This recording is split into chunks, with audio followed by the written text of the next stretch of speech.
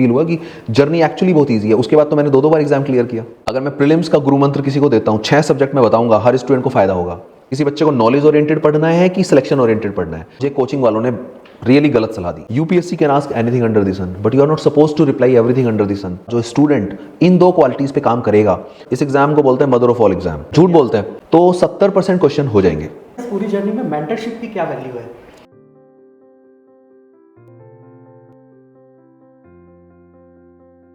Welcome sir, thank you for taking out time for us today. जब civil service aspirants जो academy check family का part बन गए हैं, मैंने उन्हें बताया कि सचिन सर आ रहे हैं, तो हमारा इनबॉक्स क्वेश्चन से भर गया। तो आज हम उनके कुछ क्वेश्चंस डिस्कस कर लेते हैं ताकि उन्हें सही गाइडेंस और सही इन्फॉर्मेशन मिल सके। लेकिन सबसे पहले मैं जो शुरू करना चाहूँगा, आपका एक फेमस स्टेटमेंट है कि यूपीएससी या सिविल सर्विसेज क्रैक करना एक ट्रिक है, एक फॉर्मूला है, और जो उस फॉर्मूले को क्रैक कर लेता है वो यूपीएससी क्रैक कर लेता है। जैसे आपने 2 बार क्रैक किया, फिर आपके ब्रदर ने 2 बार क्रैक किया, तो इसके बारे में कुछ बताइए। आपको ये स्टेटमेंट कहाँ से मिली? ये एंश्योर आईएएस के मेन पेज पर है। ओके। तो आपने एक चीज़ नोटिस की है कि ये जो स्टेटमेंट है ये केवल सिविल सर्विसेज के लिए लागू नहीं होती है। मुझे लगता है ये स्टेटमेंट इंडिया के हर एग्जाम, हर प्रोफेशन के लिए लागू होती है। आपने देखा होगा जिसके घर में एक आईआईटीएन हो जाता है, उसके घर में रिलेटिवली आईआईटीएंस की भी लाइन लग जाती है। अगर किसी के घर में डॉक्टर है तो उसके घर में डॉक्टर बनना रिलेटिवली थोड़ा आसान हो जाता है। जब सिविल सर्विसेज मैंने तैयारी की, मुझे 4 साल लगे, लेकिन मेरे भाई को सिर्फ 2 साल लगे। तो I was an IRS officer, my brother became IPS officer. इसी तरह there are many people who clear civil services. उनके घर में भी लाइन क्यों लग जाती है सिविल सर्वेंट बनने की? जो आपने पूछा ट्रिक, हालांकि हम इस 30 मिनट की कन्वर्सेशन में बताएंगे। किसी भी एग्जाम को क्रैक करने के लिए सबसे पहले ये एक अननोन टेरिटरी है। अब अगर इसके बारे में वो लोग बताएंगे जिन्होंने एग्जाम क्रैक नहीं किया है, तो उनको शायद नहीं पता है कौन सी बुक पढ़नी है, कौन सा सब्जेक्ट पढ़ना है, कितनी देर पढ़ना है, कैसे उसको याद करना है, कैसे उसको लिखना है।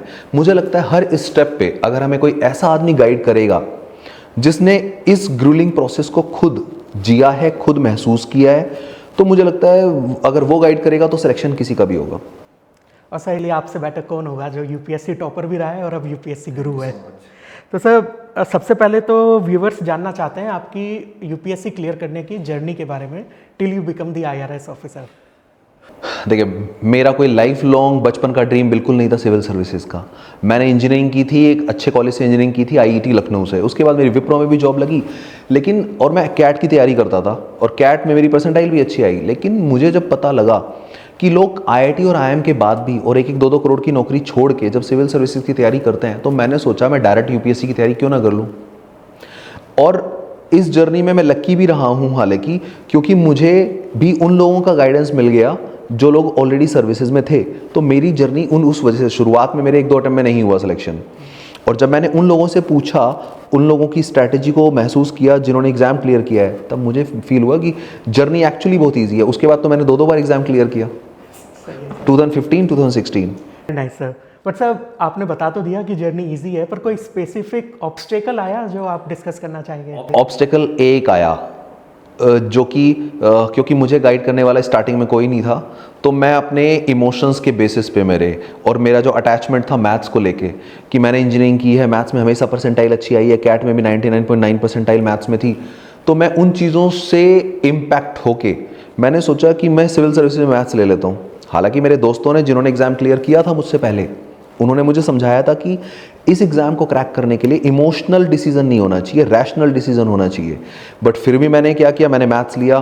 फिर मुझे पता लगा कि यहाँ पे मैथ्स उस तरह का नहीं आता है, यहाँ पे मैथ्स से सिलेक्शन बहुत कम होते हैं। फिर मैंने ज्योग्राफी लिया, फिर सोशल लिया, और हर बार मैंने ऑप्शनल चेंज किया। फाइनली एंड लकीली जब मुझे पब्लिक एडमिनिस्ट्रेशन मिला, मेरा 2 बार सिलेक्शन हुआ। तो एक ऑब्स्टेकल जो मैं कहूँगा, ऑप्शनल का डिसीजन, सही ऑप्शनल का डिसीजन, और उसके बाद उस ऑप्शनल पे स्टिक करके चलना, ये बहुत ज़रूरी है। सर, बहुत बच्चे क्वेश्चन पूछते हैं और कई बार पूछते हैं कि सही ऑप्शनल कैसे सेलेक्ट किया जाए, और आपको तो 4 ऑप्शनल्स का एक्सपीरियंस है, तो इसके बारे में कुछ बताइए। देखो, यूपीएससी ना, वैसे किसी भी स्टूडेंट के लिए जितने भी पेपर हैं वो सारे के सारे फिक्स हैं, मतलब सबके लिए वो सेम सब्जेक्ट हैं, सेम सब्जेक्ट कंपलसरी है। लेकिन एक ही सब्जेक्ट है ऑप्शनल, जहाँ पे बच्चों को मौका दिया गया कुछ चूज़ करने का, और वहीं पे बच्चे गलती करते हैं। अब यूपीएससी ने एक्चुअली, अगर आपको कोई कंफ्यूजन ना हो, अगर आपको यही पेपर पढ़ना है लेकिन जब आपको ऑप्शन दे दिया यूपीएससी ने कि इन 20-25 सब्जेक्ट्स में से आपको एक सब्जेक्ट चूज़ करना है, और पहले तो ये कन्फ्यूज़न ज़्यादा होता था, पहले 2 ऑप्शनल होते थे, आजकल ये एक ऑप्शनल है, तब भी बच्चे कंफ्यूज हो जाते हैं। तो बच्चे क्या क्या सोचते हैं वो मैं बता सकता हूँ।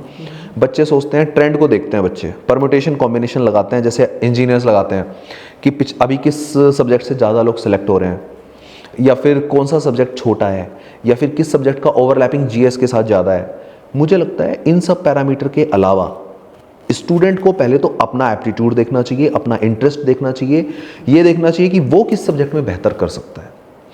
ओवरऑल अगर मैं गाइड करूं स्टूडेंट्स को, तो रिलेटिवली इंजीनियर्स भी जो सिलेक्ट होते हैं वो होते हैं ह्यूमैनिटीज़ के सब्जेक्ट से ही। आप देखिए rank 1 Shubham Kumar from IIT Bombay, ठीक है, उसने भी आईएएस क्लियर किया, बट उसने इंजीनियरिंग का सब्जेक्ट नहीं लिया, उसने लिया एंथ्रोपोलॉजी। रैंक 1 प्रदीप सिंह, वो भी इंजीनियर था, उसने भी इंजीनियरिंग का सब्जेक्ट नहीं लिया, उसने पब्लिक एडमिनिस्ट्रेशन लिया। मैं खुद इंजीनियर था, मेरा भाई इंजीनियर था। हम सब ने, ज़्यादातर इंजीनियर सेलेक्ट होते हैं, 70% इंजीनियर सेलेक्ट होते हैं, but they don't take engineering subject, they clear this exam with most of them with humanities subjects. Sir मैं नेक्स्ट आपसे यही पूछने वाला था कि पब्लिक एडमिनिस्ट्रेशन लेने के पीछे क्या मोटिवेशन था, क्योंकि आपने ऑप्शनल्स तो बहुत ट्राई किए, लेकिन एक था जो कंसिस्टेंट था 4 साल। बिल्कुल, एक्चुअली पॉइंट ये है, पब्लिक एडमिनिस्ट्रेशन वैसे तो एक लॉजिकल चॉइस भी थी, और बाद में मुझे समझ में आया कि ये मेरे एप्टीट्यूड से नहीं, ये किसी की भी एप्टीट्यूड से बहुत ही फिट हो सकता है, क्योंकि सब्जेक्ट बहुत छोटा था।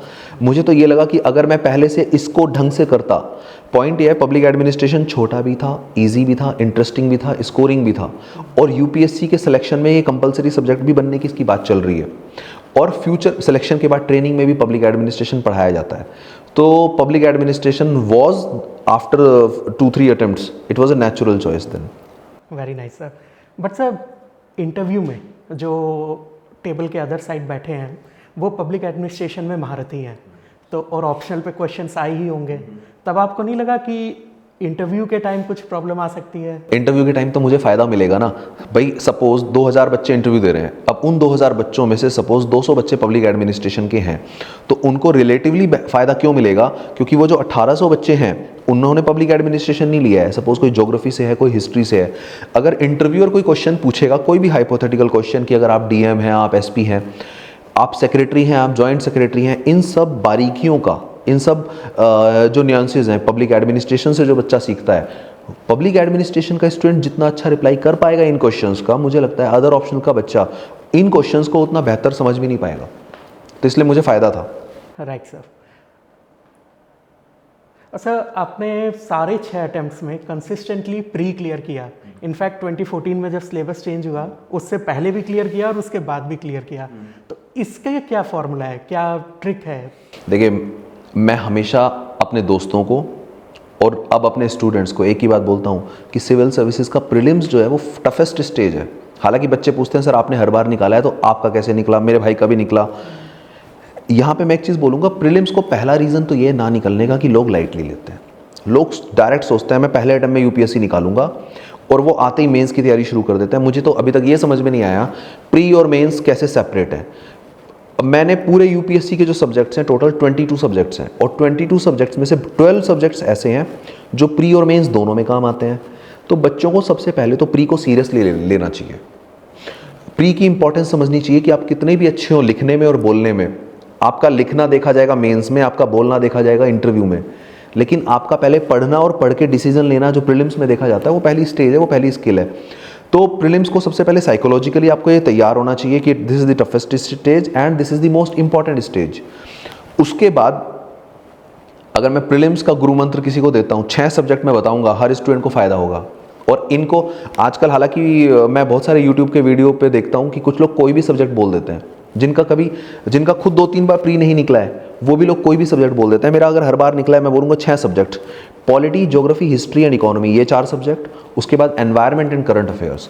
केवल ये 6 सब्जेक्ट बच्चे पहले ढंग से पढ़ें। मैं ये बोलूँगा हर बच्चे को इन सब्जेक्ट में एक्सपर्ट होना चाहिए, क्योंकि ये 6 सब्जेक्ट प्रीलिम्स में तो काम आएंगे, ये मेंस में भी काम आएंगे, इंटरव्यू में भी काम आएंगे। तो भाई पहले ऐसा सब्जेक्ट पढ़ लो जो हर जगह काम आएगा और आपका प्रीलिम्स भी सिक्योर कर देगा। इन 6 सब्जेक्ट को अगर कर लिया तो 70% क्वेश्चन हो जाएंगे, मुझे लगता है। तो सर आपने करंट अफेयर्स मेंशन किया, उसकी कितनी इंपॉर्टेंस है through out the journey? Current affairs बहुत इंपॉर्टेंट है, लेकिन आफ्टर सर्टेन स्टेज। इन दोनों का क्या मतलब है?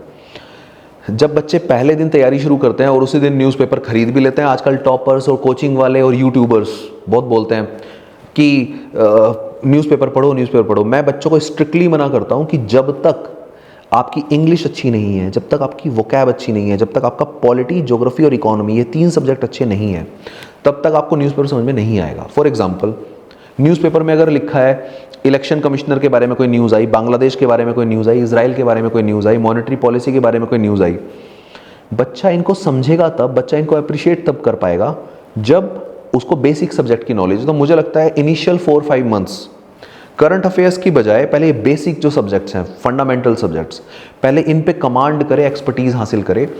उसके बाद वो धीरे धीरे पहले मैगजीन के थ्रू करंट अफेयर्स समझे, क्योंकि करंट अफेयर्स जो मैगजीन में लिखा होता है वो होलिस्टिक लिखा होता है। और उसके बाद 6-7 महीने बाद ही can switch to newspaper. Okay, अच्छा, करंट अफेयर्स मेरे ख्याल से सबसे ज़्यादा सोर्सेज करंट अफेयर्स के होंगे मार्केट में, और बच्चे बहुत ज़्यादा कंफ्यूज रहते हैं। तो आपने अभी जैसे मेंशन किया कि पहले बेसिक सब्जेक्ट्स पढ़ें, फिर मैगजीन्स पढ़ें, फिर न्यूज़पेपर पढ़ें। तो इसमें भी मैगजीन्स और न्यूज़पेपर का कुछ सोर्स है जो आप शेयर करना चाहेंगे? देखिए, मैगजीन तो हमने जो निकालना शुरू किया है, हमारी जो मंथली मैगजीन आती है current affairs total, CAT cat. अब करंट अफेयर्स टोटल में अगर देखेंगे आप, हर महीने 120 के अराउंड पेजेस होते हैं हमने जो बनाए हैं। हम उसमें हर मैगजीन का, हर न्यूज़पेपर का सारा अच्छा कंटेंट एक ही बार में डाल देते हैं। उससे फ़ायदा ये होता है कि बच्चा, अगर मैं ये मान के चलता हूँ एक डिसेंट बच्चा उस मैगज़ीन को 2 दिन में ख़त्म कर देगा। उसको अंडरलाइन कर सकते हैं, वो हैंडी होती है, उसको कहीं ले जाया जा सकता है, पोर्टेबल होती है, और फ्यूचर में उसको रेफ़र किया जा सकता है। न्यूज़पेपर को 2 महीने पुराने न्यूज़पेपर कोई रेफ़र नहीं कर पाता।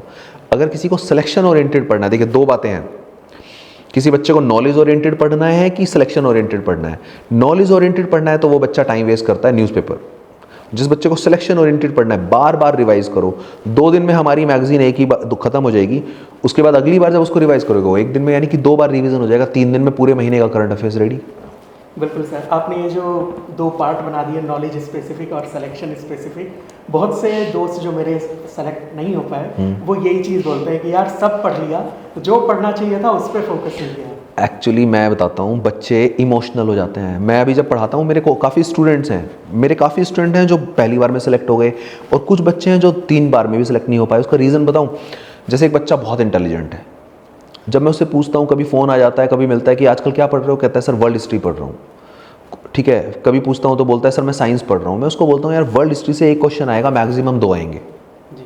वर्ल्ड हिस्ट्री को तो तुम 1 या 2 बार पढ़ लो, ऊपर से पढ़ लो शुरुआत में। अगर आप पहले अटेम्प्ट में सिलेक्शन चाहते हो तो फर्स्ट अटेम्प्ट में सिलेक्शन की क्लियर कट स्ट्रैटेजी है कि कौन से सब्जेक्ट को आपको पढ़ना है और कौन से सब्जेक्ट को आपको या तो नहीं पढ़ना है या तो कम पढ़ना है।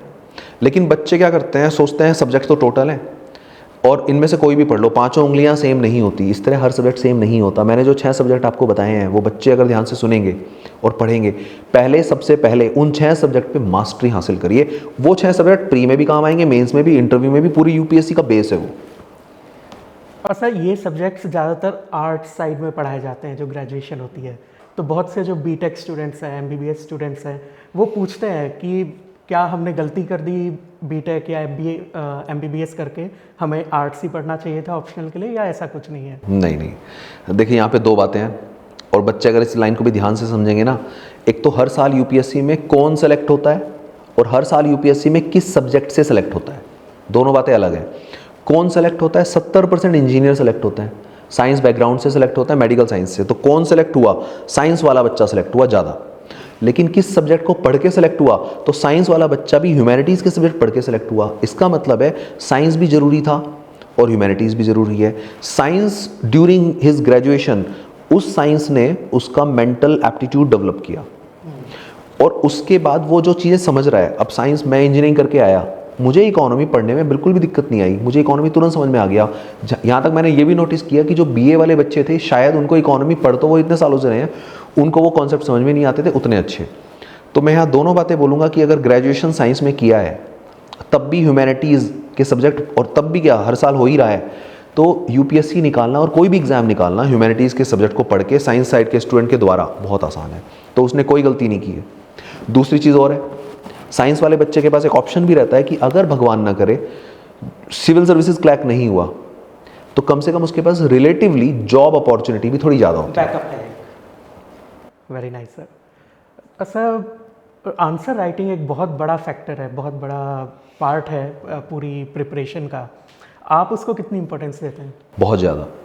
मैं ये देखता हूँ कि जब मेरा पहले सिलेक्शन नहीं हुआ, मुझे कोचिंग वालों ने रियली गलत सलाह दी। उनकी इंटेंशन गलत नहीं थी, पर उनको पता नहीं था शायद। उन्होंने बोला कि पैराग्राफ में लिखो, और जब मेरे टॉपर दोस्त ने मेरी कॉपी को देखा तो कहा यार कुछ बातें उसने मुझे बताई और मेरा सिलेक्शन होना चालू हो गया।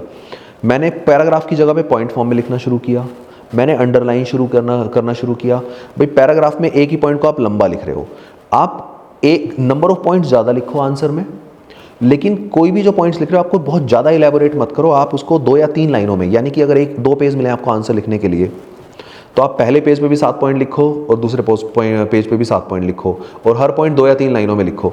अगर बच्चे को राइटिंग स्किल इस तरह से डेवलप होगी तो सिलेक्शन के चांस बढ़ते हैं, क्योंकि एग्जामिनर की साइकोलॉजी है। एग्जामिनर क्या देखता है कि इसने 10 नंबर के क्वेश्चन में, 15 नंबर के क्वेश्चन में 2 पेज में 15 पॉइंट लिख दिए।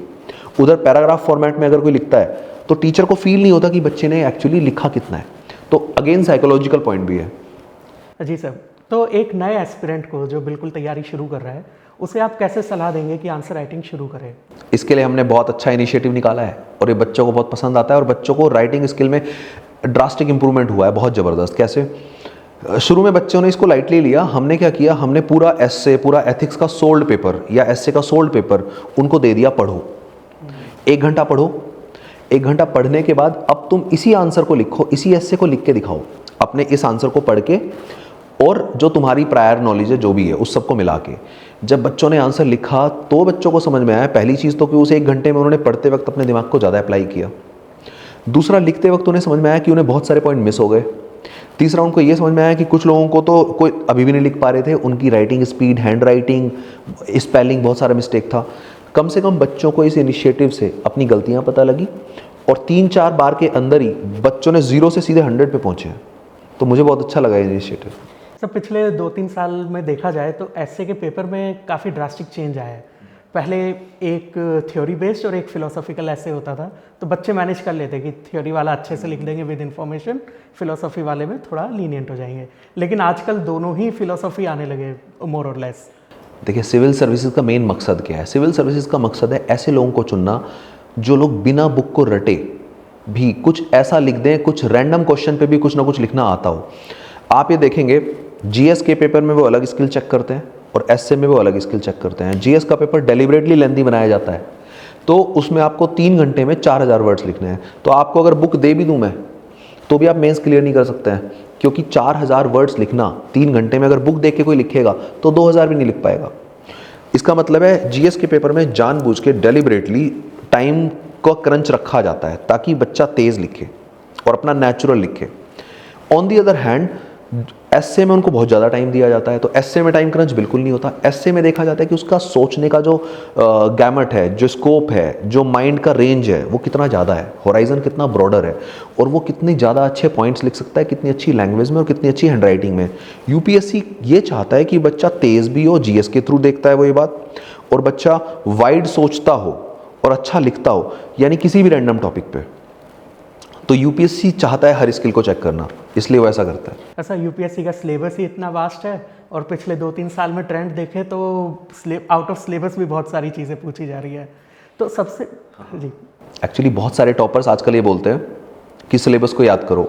मुझे ये समझ में नहीं आता कि कोई यूपीएससी का सिलेबस और यूपीएससी का पेपर, अगर मैं कहूँ कि हर साल, इनफैक्ट जीएस का तो कोई सिलेबस मैं कहूँगा होता ही नहीं है, ऑप्शनल का कोशिश करते हैं कि होता है, हर साल यूपीएससी ऑप्शनल में भी बाहर से पूछ लेती है। तो मैं स्टूडेंट को हमेशा बोलता हूँ सिलेबस इतना इंपॉर्टेंट नहीं है, आपको जितने भी टॉपिक्स हैं, क्योंकि जब वो हर कुछ भी पूछ सकता है। ये तो एक कहावत है कि UPSC can ask anything under the sun. तो मैं बच्चों को एक चीज़ सिखाता हूँ, UPSC can ask anything under the sun, but you are not suppose to reply everything under the sun, क्योंकि वो पूछेंगे कुछ भी, पर आप जवाब दोगे कुछ कम क्वेश्चनों का, और 50% पे आप टॉप कर लोगे। तो हमें तो टॉप करना है, हमें सब कुछ आना ज़रूरी नहीं है, लेकिन हम बार बार सिलेबस देख के ना पढ़ें। हमें जो भी टॉपिक्स हैं, करीब करीब हर टॉपिक कवर होता है यूपीएससी के सिलेबस में, तो आप हर टॉपिक को ढंग से पढ़ें और हर टॉपिक के कुछ 15 पॉइंट बना के रख लें। 15 पॉइंट अगर बना के रख लिए तो आपको टाइम नहीं लगेगा सोचने में, और बहुत ज़्यादा भी नहीं मेहनत करनी पड़ेगी। 15 पॉइंट में आपका 2 पेज कवर हो जाएंगे। जी सर। सब ये जैसे अभी हम सिलेबस की बात कर रहे हैं तो बहुत से बच्चों की दिक्कत आती है कि सिलेबस कंप्लीट नहीं हो पा रहा है, टाइम मैनेज नहीं कर पा रहे हैं। तो टाइम मैनेजमेंट की क्या इंपॉर्टेंस रही आपकी तैयारी में? आपको नहीं लगता टाइम मैनेजमेंट का जो इशू है वो केवल सिविल सर्विसेज के लिए थोड़ी है? टाइम मैनेजमेंट तो बिजनेसमैन के लिए भी है, टाइम मैनेजमेंट तो एक आम आदमी के लिए भी है। आप थोड़ा ध्यान से सोचिए, जितने भी बच्चे तैयारी करते हैं, जितने भी लोग बिजनेस करते हैं, कोई भी आदमी वो रोता रहता है टाइम मैनेजमेंट के लिए। भगवान ने सबको 24 घंटे दिए हैं। उन 24 घंटों में हम कितने घंटे सोते हैं, हम कितने घंटे फालतू की बातें करते हैं, हम कितने घंटे डे ड्रीमिंग करते हैं, हम कितने घंटे केवल प्लानिंग करते हैं, हम कितने घंटे परेशान रहते हैं, हम कितने घंटे एग्जीक्यूट नहीं करते, बाकी हम सारा काम करते हैं। अगर हम पिछले 5 दिनों का लिख लें एक कॉपी पे कि हमने 5 दिनों में क्या क्या काम किया टाइम के हिसाब से, कि भाई हमने 9 बजे से 10 बजे तक ये काम किया, हमने 11 बजे से 12 बजे तक ये काम किया। एक बार 5 दिनों की लिस्ट अगर बच्चे बना लेंगे, कोई बिजनेसमैन बना लेगा, उसको ये समझ में आ जाएगा कि बहुत सारा अनप्रोडक्टिव टाइम उन्होंने दिया है जिसकी वजह से वो सक्सेसफुल नहीं हो पाए। और टॉपर थोड़े अलग होते हैं, टॉपर स्पेशली टाइम मैनेजमेंट में अगर वो अपना टाइम हमेशा प्रोडक्टिवली यूज़ करेंगे तो यकीन मानिए 24 घंटे बहुत टाइम है। 8 घंटे सो के और 4 घंटे अपना बाकी काम और फन भी करके तो भी तैयारी किया कोई भी बड़ा काम हो सकता है। तो मुझे लगता है टाइम मैनेजमेंट में अनप्रोडक्टिव चीज़ों को हटाएं, प्रोडक्टिव चीज़ों पे री इन्वेस्ट करें। और आप तो शायद तैयारी जॉब के साथ की थी, तो आपको तो वैसे ही टाइम क्रंच की बहुत दिक्कत आई। मैंने तो बहुत, मुझे तो जब मैं पीछे मुड़ के देखता हूँ मुझे बड़ा अच्छा लगता है। मैंने जानबूझ के एक गवर्नमेंट जॉब थी यूनाइटेड इंडिया इंश्योरेंस इंदौर में, मैंने वो ज्वाइन इसलिए की थी कि मुझे टाइम मिले। उन्होंने जब मुझे बुलाने की कोशिश भी की सैटरडे को, मैंने कहा सर मैंने ये जॉब इसलिए ज्वाइन की है कि मुझे 5 दिन चाहिए। पहली बात, मुझे मतलब 5 ही दिन का नौकरी है इसलिए मैंने ज्वाइन किया है। दूसरा, गवर्नमेंट जॉब में अगर कुछ लोग रात को रुकना चाहते हैं, देर तक रुकना चाहते हैं किसी भी अपने पर्सनल मोटिव की वजह से या प्रमोशन की वजह से, वो मैं क्लियर था, मुझे नहीं चाहिए प्रमोशन, क्योंकि मुझे रुकना तो था नहीं वहाँ पे। मुझे सिर्फ वो जॉब एक मेरा स्टेपिंग स्टोन था टू क्लियर सिविल सर्विसेज। तो मैंने बहुत आराम से उस जॉब में अगर मैं 5-6 घंटे बैठता हूँ, उसमें लंच टाइम भी इंक्लूडेड है, उसमें बीच बीच में मैं वीडियो देख के पढ़ भी लेता हूँ, तो बड़े आसानी से मैं सुबह पढ़ लिया, रात को पढ़ लिया, सैटरडे संडे पढ़ लिया, एग्ज़ाम के टाइम में छुट्टी ले ली। अगर इतना सब कोई स्टूडेंट कर सकता है तो जॉब के साथ भी बड़े आराम से होता है एग्ज़ाम क्लियर। अच्छा, तो आप इतने क्रंच टाइम के साथ कोई एक सब्जेक्ट उठा के पूरा पढ़ते थे उसे, या 2-3 सब्जेक्ट एक साथ मिक्स करके? ओके, देखिए मुझे ऐसा लगता है एक दिन में इंसान बोर हो जाता है एक सब्जेक्ट को पढ़ते पढ़ते। तो मुझे लगता है अपने एप्टीट्यूड के हिसाब से एक दिन में 1 या मैक्सिमम 2 सब्जेक्ट पढ़ने चाहिए, पर 2 से ज़्यादा में भी फिर वो एफिशिएंसी नहीं बन पाती है। तो अगर आपने एक महीना सेट कर लिया, सपोज अभी मार्च चल रहा है, तो मार्च में अपना मन में बना लीजिए कि पॉलिटी और इकोनॉमी ये 2 सब्जेक्ट मुझे ख़त्म करने हैं। तो आपके बैग में, आपके टेबल पे और आपके दिमाग में सिर्फ यही 2 चीज़ें होनी चाहिए। इन्हीं 2 सब्जेक्ट की बुक किताबें आपके पास होनी चाहिए, इन्हीं 2 सब्जेक्ट की नोट्स आपके बैग में होने चाहिए। आप कहीं भी गए, आपको 1 घंटा मिला, जब मन कर रहा है पॉलिटी पढ़ लो या इकोनॉमी, पॉलिटी पढ़ लो या इकोनॉमी, इस तरह 1 महीने में 2 सब्जेक्ट हो जाएंगे। लेकिन जब वो लालच रहता है ना कि 3 पढ़ लेते हैं, 4 पढ़ लेते हैं, तो फिर वो ना 1 हो पाता ना 4 हो पाते। मतलब वही है कि अपना लिमिटेड टाइम है तो लिमिटेड चीज़ पे फोकस। मुझे लगता है ideally 2 subject in a day more than sufficient है। ऐसा इस तैयारी में बहुत से बच्चे बहुत लोनलीनेस हो जाते हैं, अपने आप को सोसाइटी से कट कर लेते हैं कि कहीं नहीं जाऊंगा, बिल्कुल पढ़ाई पढ़ाई, और एक टाइम पे जाके एफिशिएंसी बहुत कम हो जाती है इस मेथड में। तो आप क्या टिप देंगे बच्चों को to stay motivated and focused? मुझे ऐसा लगता है जिन बच्चों को एक्सटर्नल मोटिवेशन की ज़रूरत है, वैसे तो इस एग्ज़ाम के लिए इंटरनली मोटिवेटेड होना बहुत ज़रूरी है। इंटरनली मोटिवेटेड का मतलब ये है कि उसको अगर कोई बाहर से बताने की ज़रूरत ही नहीं होनी चाहिए। फिर भी अगर कोई बच्चा कभी कभी डीमोटिवेटेड फील करता भी है तो उसको ये सोचना चाहिए कि क्या इस देश में इतनी बड़ी पावर, इतना बड़ा इन्फ्लुएंस, इतनी बड़ी जॉब, इतना रेस्पेक्ट, इतनी अथॉरिटी अगर एक एग्ज़ाम को जस्ट पढ़ के और एक एग्ज़ाम को जस्ट निकाल के अगर मिल सकती है, तो क्या एक स्टूडेंट को 1-2 साल अपने ऊपर सेल्फ कंट्रोल रख के और अपनी इच्छाओं पे सेल्फ कंट्रोल रख के और अपने डिमोटिवेशन को साइड में रख के उसको सिर्फ मेहनत करनी चाहिए। क्योंकि उसके डिमोटिवेशन से कोई फ़ायदा नहीं होगा, बट उसके डिमोटिवेशन से नुकसान ज़रूर हो जाएगा। तो सक्सेस उसकी है, तो ये उसकी लाइफ है, तो उसको मोटिवेटेड खुद रहना चाहिए।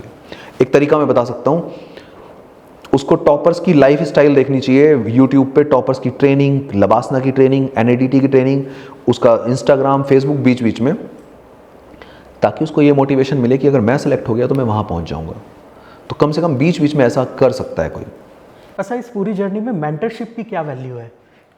बहुत ज़्यादा। मेंटरशिप आपको स्ट्रैटेजी बताती है, मेंटरशिप आपका गाइडेंस देती है, मेंटरशिप आपका कोर्स करेक्शन करती है, मेंटरशिप आपको मोटिवेटेड रखती है। एक बात बताइए, आप कार चला रहे हो और कार में जीपीएस ना हो तो क्या फ़ायदा है? मतलब आप बीच बीच में रोकोगे, पूछोगे, कोई गलत रास्ता दिखाएगा, लेकिन अगर जीपीएस है तो जीपीएस क्या क्या काम करता है? जीपीएस ये काम करता है कि एक तो आपको हर चीज़ बताता है एग्जैक्टली कि आप कितनी देर बाद पहुंचोगे, कहाँ पहुंचोगे। गलती से अगर आपने कोई ट्रैक चेंज भी कर दिया तो वो दोबारा उसको राइट डायरेक्शन पे किसी और रास्ते से ले आएगा। तो एक मेंटर तो जीपीएस की तरह काम करता है, वो तो हर वक्त चाहिए। एक अच्छा मेंटर, स्पेशली जिसने एग्ज़ाम खुद से क्लियर किया हो। सबसे बड़ा प्रॉब्लम क्या है कि वो लोग भी मेंटर बन जाते हैं जो यूट्यूबर हैं प्रॉपर, जिन्होंने यूपीएससी का मैं तो यहाँ पे अभी बोलता हूँ काफ़ी बच्चों को कि जो यूपीएससी की ट्रिक्स बताते हैं, उनको ये बोलिए कि वो अगले साल का एग्ज़ाम भी खुद नहीं निकाल पाएंगे। अगले साल का, पिछले सालों का तो उन्होंने कभी निकाला ही नहीं है। तो ये बात उनको बुरी लगे अच्छी लगे, बट हमें उस चीज़ के लिए गाइड करना भी नहीं चाहिए जो हमने खुद नहीं कर पाए हैं। सब आजकल बहुत अनकन्वेंशनल टेक्निक्स आ रही हैं स्टडी के लिए। आप किसी अनकन्वेंशनल टेक्निक को डिस्कस करें जो बच्चों को हेल्प भी करे? और अनकन्वेंशनल फॉर एग्जांपल सब आजकल बहुत ऐप्स आ रही हैं कि आप बस ऐप डाउनलोड कर लो, वो आपको करंट अफेयर्स की वो नोटिफिकेशन भी भेजते रहेंगे, आपको प्रीलिम्स के टेस्ट वगैरह भी करते रहेंगे। मैं तो यकीन मानिए, जैसे IIM के टाइम में भी ना कुछ लोग वैदिक मैथ सिखाते थे, तो मुझे लगता था कि ये सिंपल तरीके से, जो मुझे बचपन से पहाड़े याद हैं, टेबल से याद हैं, सिंपल कैलकुलेशन के मेथड्स हैं, मैं अब नया मेथड सीखूं और मैं भूल जाऊं, इससे अच्छा है 1 सेकंड ज़्यादा हो। मैं एक कहावत में पूरा विश्वास करता हूं, हालांकि इंडिया में माना जाता है कि तेज़ आदमी बेहतर है, बट कहावत ये है कि कछुआ जीतता है, खरगोश नहीं जीतता है। तो भले ही आप थोड़ा स्लो हो जाएं, लेकिन उसको समझ के करें। ये जो शॉर्टकट है, मुझे लगता है ये लाइन बच्चों को याद रखनी चाहिए, shortcut may lead to long cut. जब बच्चा ज़्यादा शॉर्टकट सोचता है ना, तो वो उस चक्कर में इन ऐप, अदरवाइज़ वो खुद से अगर मेहनत करेगा और अच्छी एक मैगजीन और एक न्यूज़पेपर, बच्चों को ये भी बता देता हूँ, ज़्यादा दिमाग ना लगाएं, इंडियन एक्सप्रेस, द हिंदू और दोनों कर लेते हैं। भैया दोनों क्यों कर लोगे? तुम्हारे पास इतना टाइम नहीं है, सबके पास लिमिटेड टाइम है। तो आप सिर्फ द हिंदू पढ़ो, एक पढ़ो, उसमें कभी ना कभी वो टॉपिक आ जाएगा जो आज इंडियन एक्सप्रेस में आया है, तो आपको पूरे महीने में वो मिल जाएगा। मतलब एक सोर्स के साथ स्टिक रहो, उसको एक सोर्स को, और बिल्कुल। सर टेक्नोलॉजी में आजकल इतना एडवांसमेंट आ रहा है, वो हेल्प भी करती है और डिस्ट्रैक्ट भी करती है। बिल्कुल। तो हेल्प कैसे कर सकती है? बच्चे टेक्नोलॉजी को कैसे एम्प्लॉय कर सकते हैं अपनी प्रिपरेशन को ईजी बनाने के लिए? देखो, टेक्नोलॉजी हेल्प करती है क्योंकि आज घर बैठे बच्चे वीडियो देख के सारे सब्जेक्ट पढ़ सकते हैं। लेकिन टेक्नोलॉजी डिस्ट्रैक्ट करती है क्योंकि इंस्टाग्राम, फेसबुक, दोस्तों के फ़ोटो, टॉपर्स के फ़ोटो, एक्टर्स के वीडियोज़, तो उसमें वो जब एक बार स्क्रॉल करना शुरू करता है, कोई पॉलिटिकल न्यूज़, कोई बॉलीवुड न्यूज़, एक बार स्क्रॉल करना शुरू करता है तो फिर वो करता चला जाता है। उसको ये पता नहीं लगता कि वो एक एंटरटेनमेंट का पार्ट हो सकता है कुछ मिनट के लिए। जिस बच्चे को और जिस इंसान को ये समझ में आ गया कि वेयर टू स्टॉप और यहाँ पे रुक के, अब हमारा मेन मकसद कुछ और था, हमारे हाथ में मोबाइल मिला है, हमें अगर ये 4G 5G की स्पीड मिली है, अच्छा मोबाइल हमने ख़रीदा है, तो इसलिए नहीं कि हम स्क्रॉल करते रहें, बीच बीच में कर सकते हो, लेकिन मेन मोटिव जिसका दिमाग में है वो सक्सेसफुल होता है। तो दोनों ही चीज़ें हैं, हमें इन दोनों को साथ लेके चलना है। मतलब यूज़ करना है लेकिन लिमिटेड टाइम में यूज़ करना है। बिल्कुल। अच्छा, आजकल स्ट्रेस और एंजाइटी बहुत फेमस वर्ड्स हो गए हैं, खासकर यूपीएससी प्रिपरेशन में। तो मतलब हर दूसरे बच्चे से आप लोग, यार मैं डिप्रेशन में हूँ, स्ट्रेस बहुत हो रहा है, एंजाइटी हो रही है, इनके लिए आप क्या कहोगे? बच्चे कैसे मैनेज करें? एक्चुअली बच्चों को क्या मैं बोलूँ, एडल्ट भी और हर आदमी, एक तो ओवर एम्बिशियस है। और आप ये मत कहिए कि ये केवल सिविल सर्विसेज में है, बॉलीवुड एक्टर्स को ले लीजिए, आप बड़े बड़े बिजनेसमैन को ले लीजिए, आजकल वो भी डिप्रेस्ड हैं, आजकल वो भी सुसाइड की सोचते हैं और करते भी हैं। इसके 2-3 रीज़न हैं। एक तो अगर बहुत जल्दी आगे बढ़ना है, मैंने अभी एक वर्ड बोला है कि shortcut may lead to long cut. कई बार हम बहुत जल्दी के चक्कर में डिले भी करते हैं और बहुत जल्दी के चक्कर में फ्रस्ट्रेशन मन में आती है। अगर हम अपनी रियल कैपेबिलिटी को पहचानें और हम एक रियलिस्टिक टाइम फ्रेम रखें और रियलिस्टिक टारगेट रखें तो ज़्यादा बेहतर है। ठीक है, अगर आपने एम्बिशियस टारगेट रख भी लिया तो भी आप उसको पाने की कोशिश तो कर सकते हो। मैं अगेन जो मैंने बोला था डिमोटिवेशन के लिए, स्ट्रेस से नुकसान हो सकता है, फ़ायदा तो होगा नहीं। तो फिर स्ट्रेस बच्चों को बिल्कुल नहीं रखना चाहिए, स्ट्रेस किसी बड़े आदमी को भी नहीं रखना चाहिए। मैं एक ही चीज़ बोलता हूँ, आप मेहनत कीजिए, आप आगे बढ़ने की कोशिश कीजिए, आप इच्छाएं रखिए, पर अगर वो नहीं पूरा हो रहा है तो फिर जो भगवान ने दिया है, कोई ना कोई आज का फ़ायदा ज़रूरी नहीं आपको आज मिलेगा। ये मैंने हमेशा महसूस किया है कि जो बीज हमने आज बोया है, ज़रूरी नहीं है उसका फल हमें आज मिले। हो सकता है उसका फल हमें 4 साल बाद, 6 साल बाद मिले, और मुझे तो मिला है। अगर मैंने मैथ्स की तैयारी 12th में की तो उसका मुझे कैट में बहुत फ़ायदा हुआ। अगर मैंने कैट में वोकैब याद की तो मुझे उसका यूपीएससी में बहुत फ़ायदा हुआ। अगर यूपीएससी में मैंने 4 ऑप्शनल पढ़े तो आज मैंने कोचिंग स्टार्ट की। 4 साल के अंदर हमारी कोचिंग एकदम बहुत अच्छे से फ्लरिश कर रही है, क्योंकि अब मुझे सारे सब्जेक्ट का आइडिया है। वोकेबुलरी की कितनी इंपॉर्टेंस है यूपीएससी एग्जाम में? देखिए, यूपीएससी में नहीं, मुझे लगता है वैसे तो वोकैब की इंपॉर्टेंस, थोड़ी बहुत इंपॉर्टेंस इंडिया के हर एग्ज़ाम में है। एसएससी में भी है, बैंक पीओ में भी है, स्टेट सर्विसेज में भी है, तो सिविल सर्विसेज में भी है। सिविल सर्विसेज में स्पेशली अगर मैं कहूँ एसए और एथिक्स में वोकैब का रोल होता है, क्योंकि अगर एक बच्चा एक नॉर्मल सेंटेंस लिखता है, उसी सेंटेंस को अगर वो थोड़ा बहुत तड़का एक अच्छी वोकैब का लगा देता है तो टीचर को भी थोड़ा इंटेलेक्चुअल फील होता है कि हाँ, ये बच्चे ने थोड़ा स्कॉलरली आर्टिकल लिखा है थोड़ा बहुत। तो मैं कहूँगा थोड़ा परसेंट फ़ायदा तो है। मतलब टेक्निकल वर्ड यूज़ कर लो तो जो चीज़ आप पूरी 2 लाइन में समझाओगे वो एक वर्ड से कन्वे कर दोगे। और उस वर्ड को अगर आपने अंडरलाइन किया है तो टीचर की नज़रों में आपकी जो इंटेलिजेंस है वो थोड़ा दिखती है। ये है। सर, इस एग्ज़ाम के लिए एकेडमिक्स में अच्छा होना तो इम्पोर्टेंट है ही, इससे अलग क्या स्किल्स हैं जो होनी चाहिए? वैसे मैं ये बोलूँगा कि अगर आपका मतलब ये है कि स्टूडेंट्स का बैकग्राउंड एक एकेडमिकली बहुत साउंड होना चाहिए, नहीं वो तो ज़रूरी नहीं। नहीं मतलब आप जो सब्जेक्ट पढ़ रहे हैं तो आपको समझ आना चाहिए। मतलब एकेडमिकली तो आपको मेहनत करनी ही है, और क्या स्किल है जो आपको एक एज देती है, एक एडवांटेज देती है? इस एग्ज़ाम के लिए या फिर किसी भी बड़े काम के लिए एक ही क्वालिटी है जो सबसे ज़्यादा इम्पॉर्टेंट है, वो है परसिस्टेंस। परसिस्टेंस, क्योंकि लोग ना 2 दिन में रिजल्ट चाहते हैं, लोग बहुत जल्दी घबरा जाते हैं। मैंने तो यहाँ तक देखा है, अगर बच्चे मेरी बात ध्यान से सुन रहे हैं, इंटेलिजेंट आदमी से ज़्यादा करेजियस और परसिस्टेंट आदमी बहुत आगे निकला है।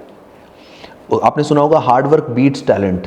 सर, एकेडमिक्स में मेहनत करना तो ज़रूरी है ही इस एग्ज़ाम में, इससे अलग क्या स्किल्स हैं जो आपको लगता है एक एज देती है, एक एडवांटेज देती है एक एस्पिरेंट को? तो इस एग्ज़ाम में नहीं, दुनिया के हर बड़े काम में आपको बड़ा पॉलिटिशियन बनना है, आपको बड़ा बिजनेसमैन बनना है, आपको बड़ा एक्टर बनना है, आप कोई भी बड़ी पोजीशन पे किसी भी आदमी को देखिए, उसमें टैलेंट के साथ साथ हार्डवर्क और परसिस्टेंस, ये 2 क्वालिटीज़ बहुत ज़्यादा ज़रूरी हैं। आपने सुना भी होगा कि हार्डवर्क बीट्स टैलेंट। तो कई बार टैलेंटेड आदमी ओवर कॉन्फिडेंट हो जाता है, जैसे वो खरगोश ओवर कॉन्फिडेंट होकर बीच में रुक जाता है। मुझे लगता है आप टैलेंटेड हो या नहीं हो ये आपके हाथ में नहीं है, लेकिन आपका हार्डवर्क और आपका परसिस्टेंस आपके हाथ में है। जो आदमी, जो बच्चा, जो स्टूडेंट इन 2 क्वालिटीज़ पे काम करेगा, बाकी सारी क्वालिटीज़ उसके अंदर खुद ब खुद डेवलप हो जाएंगी और कोई ना कोई सक्सेस उसको बड़ी ज़रूर मिलेगी।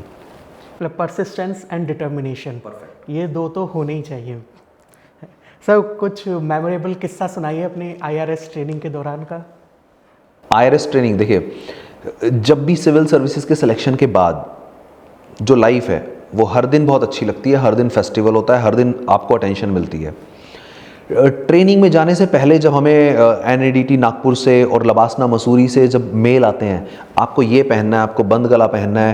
पहली बार हम बंद गला सिलवाने के लिए जाते हैं, पहली बार हमें पता होता है कि ट्रेनिंग में हमें हर चीज़ सिखाई जाएगी। ट्रेनिंग में चाहे हमें, अगर मैं एकेडमिक्स की बात करूँ तो ज़िंदगी में जो हमने नहीं पढ़ा, बड़े बड़े अकाउंट्स की नॉलेज, लॉ की नॉलेज, पब्लिक एडमिनिस्ट्रेशन की नॉलेज, इसके अलावा ट्रेनिंग में बेस्ट रहना, मतलब आपको रूम, मतलब one of the world class best infrastructure, खाना बहुत ही शानदार डेली बेसिस पे, तो अच्छा रहना, अच्छा खाना, अच्छा जिम, अच्छे स्पोर्ट्स फैसिलिटीज़, सारी की सारी, बेस्ट कलीग्स, बेस्ट फ्रेंड्स। उसके अलावा जो आप सीखने को मिलता है, चाहे वो इन टर्म्स ऑफ एकेडमिक्स हो या in terms of extra curricular activities हो, आपको हर दिन फील कराया जाता है। अपने ट्रेनिंग के फोटोग्राफ्स अगर देखेंगे मेरे ब्रोचर पे, हमारी वेबसाइट पे भी पड़े हैं हर टॉपर की, कि चाहे वो स्क्यूबा डाइविंग हो, चाहे वो माउंटेन क्लाइंबिंग हो, चाहे वो रिवर राफ्टिंग हो, चाहे वो हॉर्स राइडिंग हो, चाहे वो फोटोग्राफी हो, तो ये ट्रेनिंग आपको ओवरऑल होलिस्टिकली इतना इम्प्रूव और इतना मजबूत बना देती है। और हर दिन एंटरटेनमेंट भी होता है, फन भी होता है और एनरिचमेंट भी होता है। तो एक कॉम्बिनेशन थोड़ा डिफिकल्ट है, एक तरफ फन भी है और एक तरफ एनरिचमेंट भी है। और आपको ट्रेनिंग में इस देश के जितने भी बड़े लोग हैं, चाहे prime minister, home minister, finance minister, तो आपको जब पता लगता है कि आज हाई टी है फाइनेंस मिनिस्टर के साथ, आज हाई टी है प्राइम मिनिस्टर के साथ, आज पार्लियामेंट अटैचमेंट है, आज एयरफोर्स अटैचमेंट है, तो वो 2 साल के फोटोग्राफ कम नहीं पड़ते हैं, फेसबुक और इंस्टाग्राम भर जाता है। तो एवरी मोमेंट इज़ मेमोरेबल। जी सर, और फिर वो जो पूरी टीम की फ़ोटो आती है with prime minister sitting in middle, उस फोटो के लिए तो सब मेहनत कर ही रहे हैं। बिल्कुल बिल्कुल, प्राइम मिनिस्टर अलग अलग होता है, कभी प्राइम मिनिस्टर के साथ, कभी प्रेसिडेंट हाउस में प्रेसिडेंट के साथ, तो वो सारी फोटोग्राफ। एक्चुअली एक बच्चा इस एग्ज़ाम की तैयारी इतने सारे सपनों को लेके करता है, ट्रेनिंग के पहले दिन से वो फीलिंग आनी शुरू हो जाती है। अच्छा, मैं एक से मिला था, एक एस्पिरेंट से, and he was very humble from very humble background. तो उसने एक लाइन बोली थी कि मेरे पापा ने बोला कि आप जाके तैयारी करो, यही एक एग्ज़ाम है जो आपको एक 100 रुपये में एक अच्छी लाइफ दे सकता है, क्योंकि the price of the form was. बिल्कुल बिल्कुल, देखिए इंडिया में आपने सुना होगा कभी कभी किसी एग्ज़ाम के बारे में कोई गलत फहमी फैल भी सकती है कि भाई यहाँ पे थोड़ा बहुत हैंकी पैंकी होता है। सिविल सर्विसेज की शान के बारे में मुझे नहीं लगता आज तक किसी ने भी कोई गुस्ताखी की है। सिविल सर्विसेज यूपीएससी एक ऐसी ऑर्गेनाइजेशन है जिसके बारे में आज तक आपने कभी भी एक नेगेटिव स्टेटमेंट नहीं सुना होगा कि यहाँ पे कुछ अनफेयर हुआ है, यहाँ पे कुछ इनएफिशिएंट हुआ है, या फिर यहाँ पे किसी के साथ कुछ गलत हुआ है। तो इस एग्ज़ाम को एक गरीब बच्चा, एक एवरेज फैमिली का बच्चा, एक एवरेज IQ का बच्चा जब देता है तो इस उम्मीद के साथ ही देता है कि हम भले ही किसी भी लेवल पे हों, लेकिन अगर हमने दिल से तैयारी की तो आज से 2 साल बाद हम इस देश के सबसे टॉप पोजीशन पे पहुंचेंगे। और ये विश्वास ही है जो उसको 2 साल तैयारी करवाता है। जी सर, आजकल पर एक दिक्कत आ रही है, जैसे एग्ज़ाम तो फॉर्म बहुत सस्ता है, ज़्यादातर लोग अफोर्ड कर सकते हैं, लेकिन प्रिपरेशन बहुत एक्सपेंसिव होती जा रही है। तो जो हम्बल बैकग्राउंड उसका रीज़न है, देखिए मैं तो ये खुद जानता हूँ, हमारी फ़ीस तो इंडिया में हाईएस्ट है। तो उसका रीज़न ये है कि जो अच्छे टीचर्स हैं उनको मैनेज करना, बच्चों की सारी छोटी छोटी प्रॉब्लम्स को सॉल्व करना। अगर हम ये सब नहीं करेंगे तो स्टूडेंट को बाद में प्रॉब्लम आएगी। तो स्टार्टिंग में दिल्ली जैसे माहौल में रह के अच्छे टीचर्स का और अच्छी टीम का अवेलेबल कराना ये बहुत डिफ़िकल्ट काम है। तो इसके लिए ये मैं मानता हूँ कि फ़िलहाल दिल्ली में रह के तैयारी करना, तो रहना भी और पढ़ना दोनों थोड़ा एक्सपेंसिव है। ऐसा कुछ बच्चे फिर सोचते हैं कि ऑनलाइन कोर्स ज्वाइन कर लिया जाए थोड़ा एक्सपेंसेस कम करने के लिए। तो ऑनलाइन और ऑफलाइन में कोई ड्रास्टिक चेंज है क्या? ऑनलाइन और ऑफलाइन में कोई भी डिफरेंस नहीं है, लेकिन बच्चों को सिर्फ फ़ी कम होने से कोई भी कोचिंग सेलेक्ट नहीं करनी चाहिए। Fee should not be the criteria of choosing any coaching. मुझे लगता है ना इंफ्रास्ट्रक्चर, ना फ़ी, ना लोकेशन, कोचिंग का क्राइटेरिया सिर्फ एक होना चाहिए, क्या मैं ये ज्वाइन करके बनूंगा या नहीं, सिर्फ यस या नो। अगर बच्चे को अंदर से फील होता है कि जो बात कर रहे हैं इन्होंने खुद भी यूपीएससी को कुछ तो महसूस किया है। मैं एक क्राइटेरिया हमेशा बताता हूँ, एटलीस्ट कोई भी इंसान अगर इंटरव्यू तक पहुँचा है तब तो वो आपको गाइड करने की वो रखता है क्वालिफिकेशन। अदरवाइज अगर किसी ने प्री भी नहीं निकाला है तो वो आपको पढ़ा बहुत अच्छा सकता है, बट एग्ज़ाम क्रैक कैसे करना है, इस चक्रव्यूह को कैसे तोड़ना है, इन 3 स्टेजेस को कैसे ब्रेक करना है, ये पूरा एक स्ट्रैटेजी का खेल है, ये केवल पढ़ने का खेल नहीं है। मैंने तो अक्सर देखा है, मेरे स्टूडेंट हैं, कुछ स्टूडेंट हैं जो कुछ बाकी टीचर से भी इन्फ्लुएंस हो जाते हैं। अगर मैं उनको बोलता हूँ ये 4 किताबें पढ़ो, वो नहीं मानते हैं। वो कहते हैं नहीं मुझे 40 पढ़नी है। मैं उनको दोबारा बोलता ही नहीं हूँ कि भैया 40 पढ़ो और 5 साल बाद मुझे दोबारा मिलो। पॉइंट ये है, जब मैंने तुम्हें 4 बोली है, पहले तुम 4 पढ़ के उनको आंसर लिखो जब मैं कह रहा हूँ, क्योंकि तुम्हें और भी सब्जेक्ट पढ़ने हैं। बच्चे शुरू में नहीं मानते हैं बच्चे, और इसीलिए कुछ बच्चे जब मेरे पास आते हैं मैं कहता हूँ यार देखो, टॉपर के घर में टॉपर आता है क्योंकि टॉपर के घर में जो दूसरे टॉपर हैं वो सुनते हैं, तुम पूरी बात नहीं सुनते हो, इसलिए नहीं होगा। अब जिसको सिलेक्शन लेना है वही अगेन दोबारा आ जाते हैं, नॉलेज ओरिएंटेड और सिलेक्शन ओरिएंटेड। जिसको सिलेक्शन लेना है ना, वो चुपचाप टू द पॉइंट पढ़ेगा, टू द पॉइंट लिख के आएगा और सिलेक्शन लेके निकलेगा। अकेडमी चेक में हम बच्चों को यही हेल्प कर रहे हैं कि सही कोचिंग कैसे चुनी जाए, क्योंकि ये आपका फर्स्ट स्टेप है आजकल। बिल्कुल नहीं, अकेडमी चेक का तो ये बहुत ही अच्छा इनिशिएटिव है मुझे लगा, क्योंकि बच्चों को जो रूरल एरिया में है, जो दूर दराज क्षेत्रों में है, उनको कई बार ये पता नहीं लगता है कि क्या करें और फिर कहाँ से करें और कैसे करें। तो क्या, कहाँ, कैसे और कब। कुछ बच्चे हैं आजकल, कुछ कोचिंग ये भी बोलती हैं कि पहले NCERT कर लो, पहले ग्रेजुएशन कर लो। अरे भाई, आपको पूरी ज़िंदगी पढ़ना नहीं है, आपको ग्रेजुएशन में ही सब कुछ करना है। 12th के बाद आपके पास टाइम नहीं है, 12th के बाद आपको कॉलेज भी करना है और 12th के बाद आपको एग्ज़ाम की तैयारी भी करनी है। इनफैक्ट आप अगर इस एग्ज़ाम को बोलते हैं मदर ऑफ ऑल एग्ज़ाम, आपने सिविल सर्विसेज की तैयारी अगर ग्रेजुएशन में कर ली तो आपका सबसे बड़ा फ़ायदा ये है कि आपके बाकी सारे एग्ज़ाम ग्रेजुएशन होते ही निकल जाएंगे। मतलब आपकी एक सरकारी नौकरी, चाहे वो SSC हो, चाहे वो स्टेट सर्विसेज हो, चाहे वो बैंक PO हो, चाहे वो LIC में AA हो, आपको कोई ना कोई एक डिसेंट क्लास 1 गवर्नमेंट जॉब मिल जाएगी अगर आपने ग्रेजुएशन के टाइम में ग्रेजुएशन के साथ सिविल सर्विसेज की तैयारी कर ली। सर आपने ये बहुत बड़ी गाइडेंस दी है और ये मैं मानता हूँ 90% बच्चों को नहीं पता होता। हर कोई ये सोचता है ग्रेजुएशन के बाद देखेंगे। बच्चे और टीचर, एक्चुअली मैंने एक बात बोली है, जो टीचर खुद एग्जाम नहीं निकाल पाए वो बच्चों को अगर ऐसा बोलेंगे कि भैया पहले ग्रेजुएशन कर लो, अरे लाइफ में केवल पढ़ना थोड़ी है, पढ़ के एक स्टेप आगे भी तो बढ़ना है। ग्रेजुएशन का ही एक ऐसा टाइम है जब बच्चे के पास टाइम ज़्यादा होता है। कॉलेज में चाहे कोई IIT का बच्चा हो चाहे कोई IIM का बच्चा हो, इनफैक्ट जो इनसे नॉर्मल कॉलेज है उसमें तो खासकर बच्चे पूरा दिन नहीं पढ़ते हैं। और बहुत सारा ऐसा टाइम होता है हॉलीडेज़ का, दिवाली का, होली का, इतने ब्रेक्स इंडिया में है ना, कभी इलेक्शन का ब्रेक मिल जाएगा तो कभी G20 की मीटिंग का ब्रेक मिल जाएगा, कभी होली पे छुट्टियां हैं तो कभी दिवाली पे छुट्टियां हैं। इन छुट्टियों का यूज़ करके बच्चा ग्रेजुएशन टाइम में ही सारा कुछ कर सकता है। कम से कम उसकी लाइफ बाद में 21 साल की एज के बाद वो फ्लरिशिंग स्टेज में आ जाएगा। अदरवाइज़ उल्टा होगा, अगर ग्रेजुएशन उसने ढंग से नहीं पढ़ा और ग्रेजुएशन में अगर उसने सिविल सर्विसेज की तैयारी नहीं की तो 21 साल के बाद वो प्रेशर में आएगा, स्ट्रेस में आएगा, तब उसके ऊपर जॉब का प्रेशर, शादी का प्रेशर।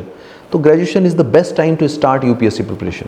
सर आई थिंक कुछ टॉपर्स वीडियोस में ये भी बोलते हैं कि मैंने 6 महीने पढ़ा और सेलेक्ट हो झूठ गया। बोलते हैं, 1 साल पढ़ा, झूठ बोलते हैं। शायद वो दो ज़्यादा डिस्ट्रैक्ट कर रहे हैं। नहीं, 6 महीने पढ़ के सिविल सर्विसेज, देखिए पहली बात तो 1 या 2 ही लोग ऐसा बोलते हैं, उनका वीडियो मार्केट में आ भी जाता है। कुछ लोग ऐसा बोलते हैं कि मुझे कोई भी किताब दे दो और मैं UPSC निकाल दूंगा और ये कर दूंगा।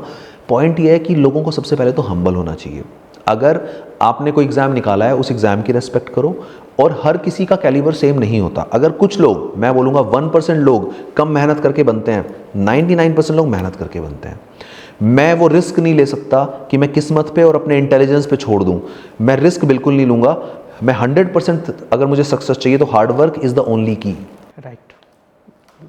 तो सर आप इतने ल्यूक्रेटिव जॉब में थे, IRS, सबका सपना रहता है कि इतनी अच्छी रैंक IRS मिले, फिर आपको क्या मोटिवेशन था कि आपने वो छोड़ के एंश्योर IAS? नहीं, अभी भी मैं बहुत ल्यूक्रेटिव फील्ड में हूँ। अगर आप आएंगे, अगर आप हमारी ग्रोथ देखेंगे, इन लास्ट 4 ईयर्स पूरे इंडिया से हमारे पास जो स्टूडेंट्स आ रहे हैं और हम हर साल पहले अटेम्प्ट में बच्चों को एग्ज़ाम क्लियर करा रहे हैं, तो मुझे लगता है 2 फीलिंग है। एक तो वर्ड आपने ल्यूक्रेटिव यूज़ किया है, वो तो अभी भी है ही है।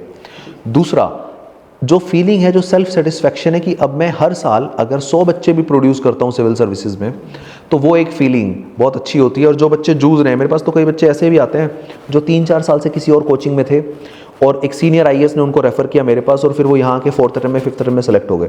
तो मुझे ये फीलिंग अच्छी आती है कि उनका रास्ता अगर मैं चैनलाइज कर दूं, अगर मैं सीधे सीधे उसको स्ट्रेट फॉरवर्ड बता दूं कि ये पढ़ना है, ये नहीं पढ़ना है, और वो मानेंगे अगर, तो वो एक अलग खुशी देता है। पहले आप अकेले नेशनल सर्विस कर पाते, अब आप एक आर्मी बना सकते हैं जो फॉर नेशनल सर्विस।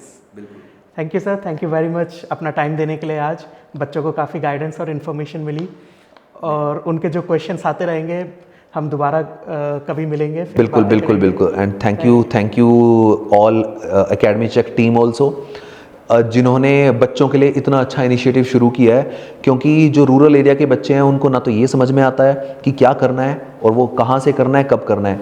जब एकेडमी चेक इस तरीके से उन बच्चों तक पहुँचेगी और उनकी प्रॉब्लम को उनके डोर स्टेप पे सॉल्व करेगी, तो मुझे लगता है कि बच्चों का फ़ायदा पक्का होगा। आपने बिल्कुल सही किया। लगभग 20 दिन पहले मुझे एक नागालैंड के रिमोट विलेज से कॉल आया एक बच्चे का कि मैंने अभी 12th पास की है और मैं UPSC की तैयारी करना चाहता हूँ। तो तब लगा कि यार हम लोग कहीं तो पहुँच रहे हैं। अरे भाई, जब मेरे पास स्टूडेंट्स आते हैं, कई बार पेरेंट्स आते हैं, जब उनका सिलेक्शन होता है तब भी और सिलेक्शन से पहले भी, सिलेक्शन के बाद अगर वो मिठाई खिलाने हमें टाइम निकाल के सबसे पहले दिन आ रहे हैं और सिलेक्शन से पहले भी अगर पेरेंट्स विजिट कर रहे हैं तो वो मिलने आ रहे हैं, तो ये फीलिंग होती है, उनका एक विश्वास है। देखिए, मैं इस चीज़ में एक लास्ट लाइन बोलूँगा, ये केवल बिजनेस नहीं है। उन बच्चों ने हम पे विश्वास करके अपना करियर हमारे हाथ में दिया है। मैं वीडियो पे कह सकता हूँ, अगर वो हमारी बात मानेंगे, जो हमारे स्टूडेंट अभी भी पढ़ते हैं, हमारी बात वो मानते नहीं हैं सारे बच्चे, पर जो हमारी बात मानेंगे, हमें कोई डाउट नहीं है 1% भी कि हमारी स्ट्रेटजी बेस्ट है। बट बच्चे मानते नहीं हैं। आधे बच्चों को मिसगाइड होने का में मज़ा आता है, तो फिर हम उनको कहना छोड़ देते हैं। मार्केट में इतने सोर्सेज हैं, नॉइज़ तो हर जगह रहती है। True. Thank you very much sir, आज हमारे लिए टाइम निकालने के लिए, एकेडमी चेक के एस्पिरेंट्स के लिए टाइम निकालने के लिए, उन्हें सही इन्फॉर्मेशन और सही गाइडेंस के लिए थैंक यू सर। एंड मैं भी थैंक यू कहना चाहूँगा एकेडमी चेक की पूरी टीम को, और फ्यूचर में भी हम मिलते रहेंगे और बच्चों की जो प्रॉब्लम्स है आप इकट्ठा करते रहिए, और ऐसे ही बैठ के हम देश के हर बच्चे की प्रॉब्लम को, हर बच्चे के डाउट्स को, उनके क्वेश्चंस को डील करेंगे। Thank you so much.